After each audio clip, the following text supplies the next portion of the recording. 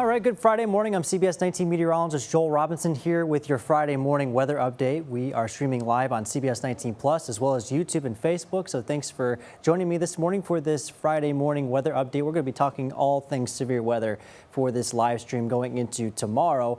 We're already starting to feel the effects of the moisture coming in from the south as we take a look at our CBS19 studio cam, starting to see some cloud cover as a result of the humidity, and our dew points are much higher than what we've been seeing recently. We got dew points close to 70 degrees in some locations.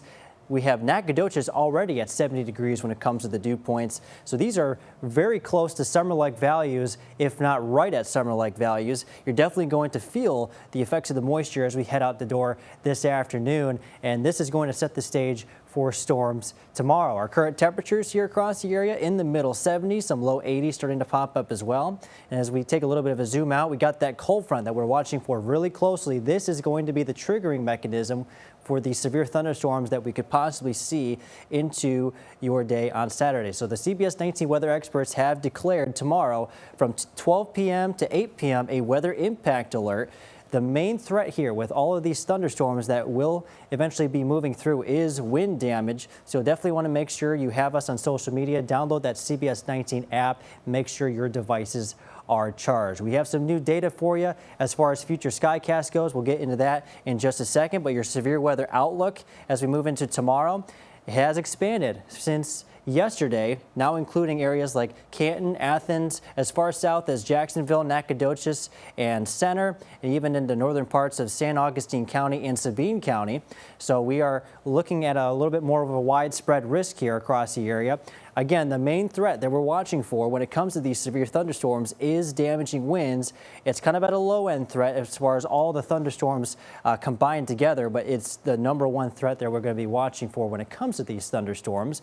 Next thing that we're watching for is a low-end, and I'm talking a very low-end hail threat, and it's mainly going to include places like Tyler and further to the northwest. That's going to be our best shot for hail. As far as tornadoes, it's also a very low-end threat. It's basically going to also include Tyler and areas to the northeast. It is a very low-end threat. These are going to be individual cells that will develop, which have a better chance of rotating, so it would not rule out any tornadoes completely, but the better chance for tornadoes is going to actually be off to the northeast. You can see that brown shaded area closer to Little Rock and across the state of Arkansas.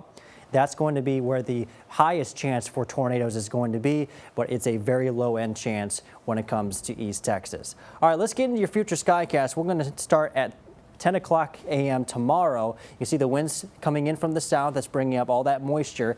Here's around 2 o'clock. Starting to get some activity going as we move into the afternoon. Starting to see some heavier thunderstorms moving across the area as that cold front starts to move in a little bit closer. Certainly some heavy downpours, some gusty winds are going to be possible. You can see some of these isolated cells, and these cells in particular will have the better chance to rotate. The parameters for tornadoes, again, are not going to be very high, but certainly going to be in existence as we go into tomorrow afternoon. It's all out of here by 8 o'clock. Could have an additional round of heavier thunderstorms over deep East Texas, but once that cold front moves through, it'll be off to the south and east. We have temperatures starting out on Sunday in the middle 50s in some locations, and then further to the south, closer to the front, we got temperatures starting out in the upper 60s to low 70s. Now, those temperatures will continue to fall into the rest of your Sunday. We could potentially see highs in the upper 70s by your Sunday. Now, as far as rainfall, it's a little bit more widespread at this point. Definitely can't rule out some areas that see a little over an inch of rain, maybe just shy of 2 inches of rain, especially in our easternmost parts of the area where some of the better ingredients are going to be.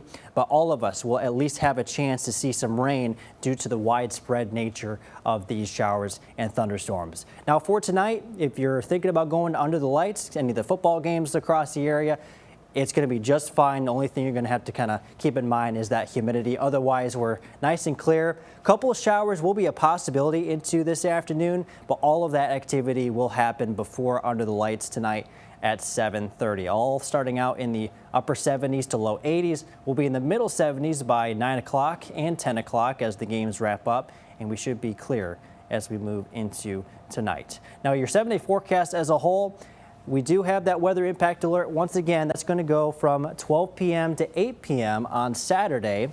For that 40% chance of thunderstorms, I actually would raise that up to a 60% chance with how much more widespread these thunderstorms are going to be.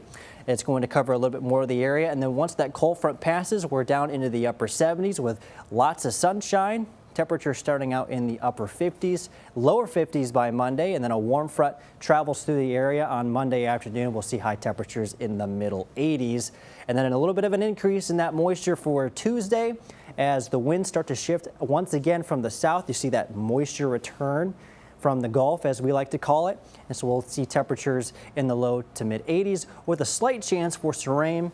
And then we also do have another cold front that we're going to be watching for on Tuesday afternoon into Wednesday. That'll bring our temperatures down into the low 80s, possibly the 80-degree mark by Wednesday, mostly sunny skies, and then perhaps another chance of rain on Thursday. So that's kind of the things that we're going to be watching for. Again, the main chance for rain here, at least the biggest chance so far, is going to be on Saturday.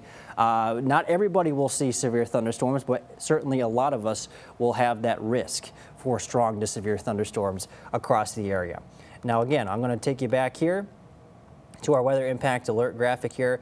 The time frame that we're watching for here is as early as 12 p.m. and all the way through 8 p.m. Could we start to see some severe thunderstorms start to wind down before then? Absolutely, but we really do have to take into account some of the other areas, at least further to the south, where that cold front starts to drape down even further to the south, causing some heavier thunderstorms, especially over deep East Texas. And again, the number one threat here is going to be damaging winds.